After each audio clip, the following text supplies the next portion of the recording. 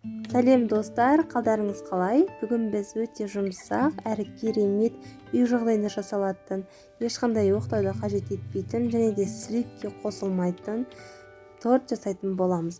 Достар, міндетті түрде жасап көріңіздер. Менің YouTube каналыма тіркелуді ұмытпаң, видеоны соңына дейін қарауды да ұмытпаңыз. Біз ең алдымен таза ыдысымызға әселімізді саламыз. Осылай әселді қыздырып, 1 және ложка ас содасын салып жақсылап араластырып аламыз. Достар, осылай жақсылап көпіріп қызарғанша араластырасыздар.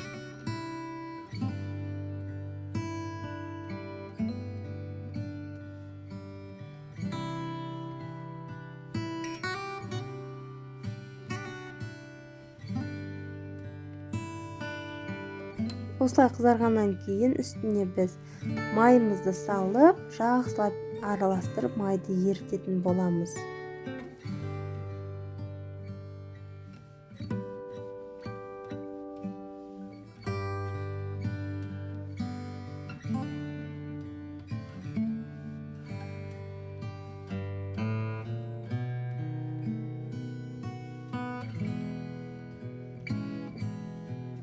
Мінекей, осылай болып шығады.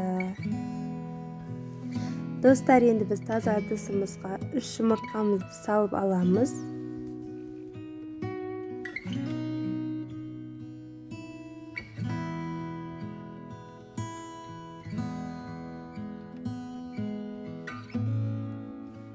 Сосын сахарымызды салып, жақсылап миксерлейміз. Достар, міндетті түрде естеріңізде болсын, миксерді баяу бастағандарыңыз жөн. Бірден жылдамдықты көбейтіп жіберсеңіздер, массаларыңыз көтерілмей қалады. Сіздер осылай жақсылап араластырсаңыздар, массаларыңыз 2 есе ұлғаятын болады.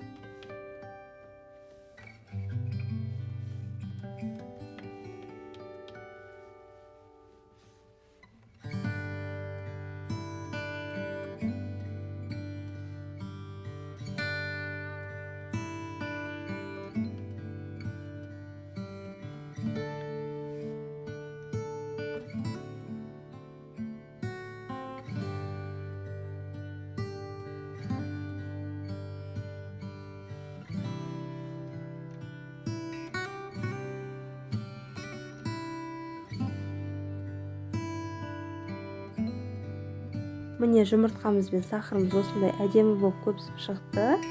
2 есе ұлғайды массасы. Сосын дайын әселімізді салып, жақсылап араластырып жібереміз. Ұныма разрыхидерді салып, массаға ақырын салдым да жай-жай араластырып жібердім. Достар, қатты араластырмаңыздар. Мен видеоны жылдам қылғандықтан осылай қатты көрініп тұр. Басып алмай ақырын араластырыңыздар. Дәл осы видеодағыдай қою болу керек. Сосын пергамент қағазыма 2 қасықтан салып, 22 сантиметрдей өлшеп алдым. Сіздер өз қалауларыңыз бойынша. Мен 22 сантиметр қылған соң, менде 6 кожа шықты. Сіздерде 18-20 сантиметр қылсаңыздар болады. Достар, сосын 150 градуста 5-6 минутта пісіріп алыңыздар. Қатты күйіп кетпеу керек.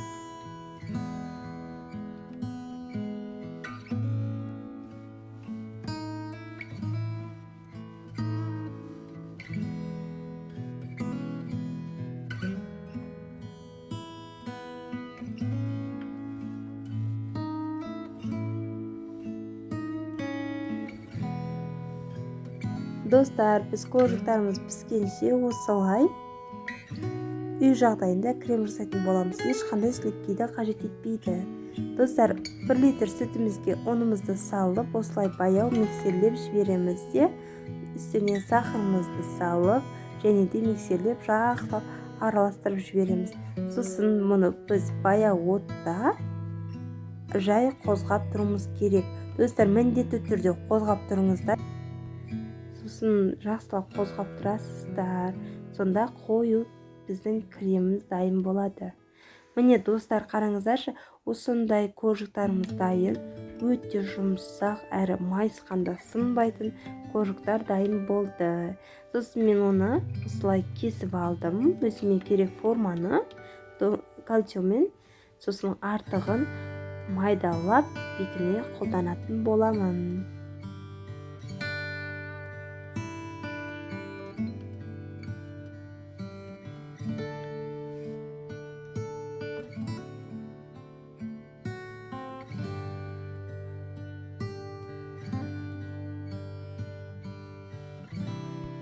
Міне достар, осылай шықты. Енді біз кремімізді суытып, арасына жағып, тортымызды құрастыратын боламыз. Мінекей достар, біздің тортымыз дайын. Міндетті түрде жасап көріңіздер. Рецепті ұнаса құрбыларыңызға жіберуді ұмытпаңыздар. Назарларыңызға рахмет. Менің YouTube каналыма тіркеліп кетіңіздер. Алдағы уақытта керемет рецептермен бөлісетін боламын.